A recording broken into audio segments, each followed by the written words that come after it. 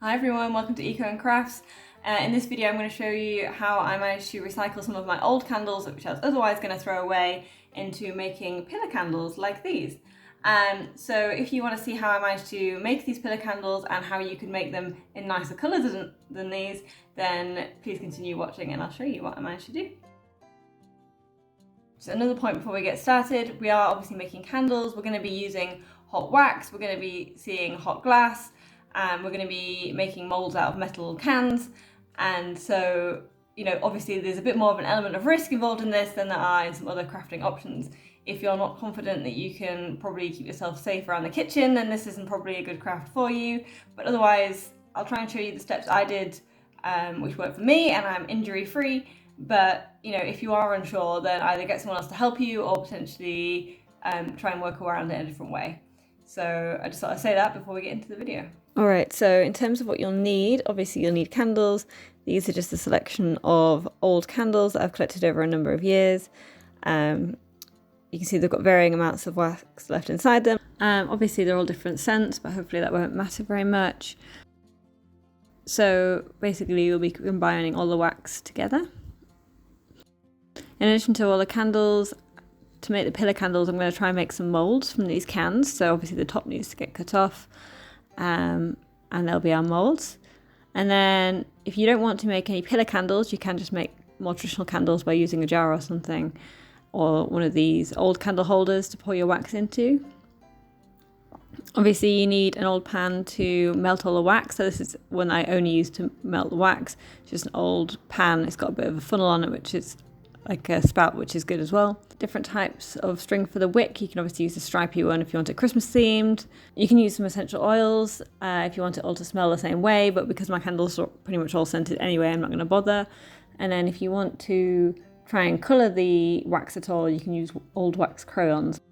So I started by using a craft knife to make a puncture hole, and then I'm just using these scissors just to cut a ring around the top of the can. There's not much resistance, it's pretty easy to do. Obviously you've just got to watch for the sharp edges of the can. So the top comes off, and then obviously you need to give them a rinse out. So now just popping all the candles into the pan, and we'll wait for them to melt before we pour them out. So all melted now. You can see how they've changed colour, and I'm just going to use these tongs to grab the edges. And then you tip the wax back out into the pan, and then put the candle holders somewhere where they're not going to cause any damage to your kitchen surfaces. So keep adding more candles in, and then keep tipping the wax out into the pan. While that's all melting, you want to measure out your wicks. Obviously this is too long, and we'll cut it shorter and then use a stick across the top of the mould to hold it in place. Now we're nearly done. You can see how much wax we've got here just from all these old candles. I've got my moulds all ready.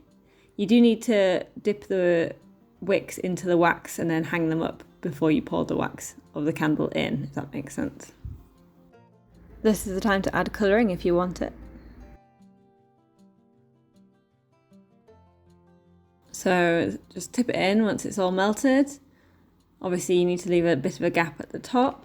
It's obviously really hot, so you've got to be really careful at this stage. But that's pretty much it. So you just leave it to cool.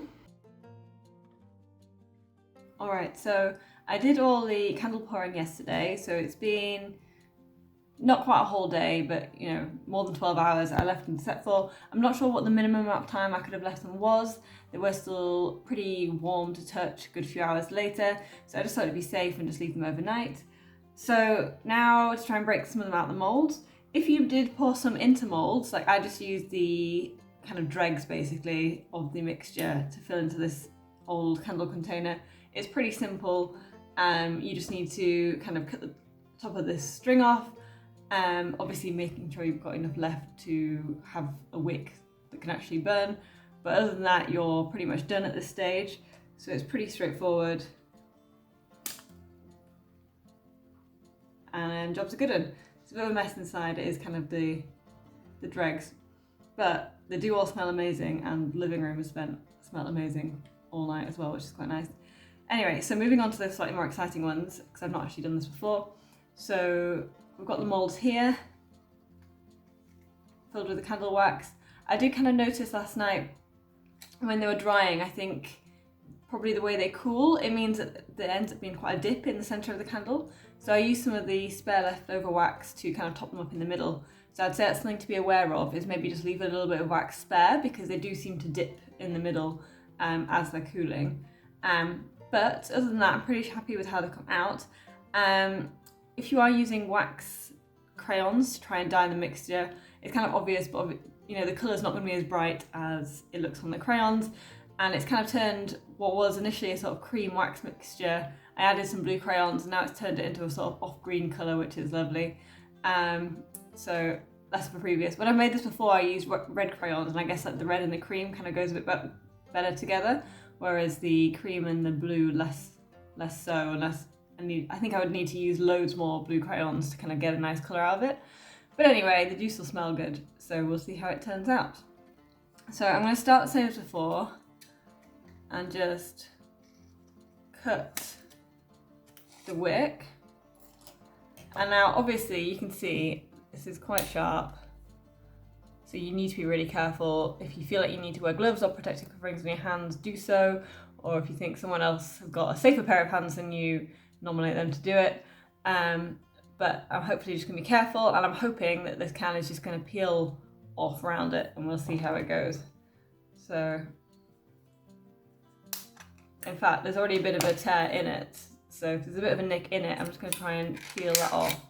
I'm trying to be careful with my fingers. There you go. So some of the wax is starting to come through. It's looking good. I'm trying to make sure you can see. So you can see the kind of extra layer of top up that I had to do later on in the evening. I'm actually quite pleased with how easily this is peeling off. I'm not putting any effort into it at all. So so here we go.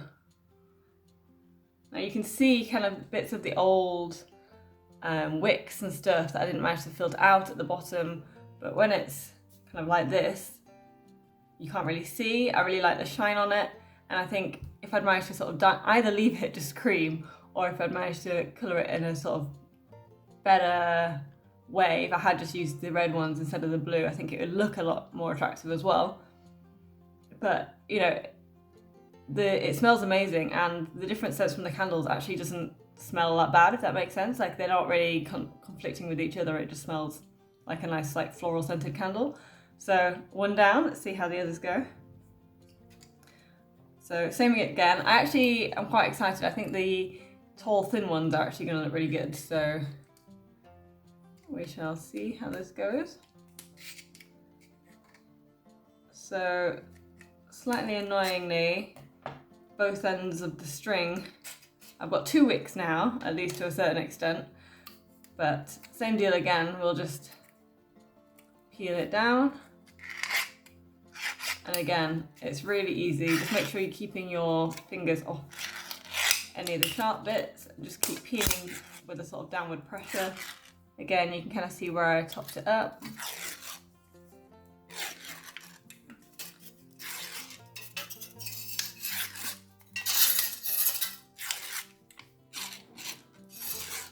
So you can see, it's actually very satisfying.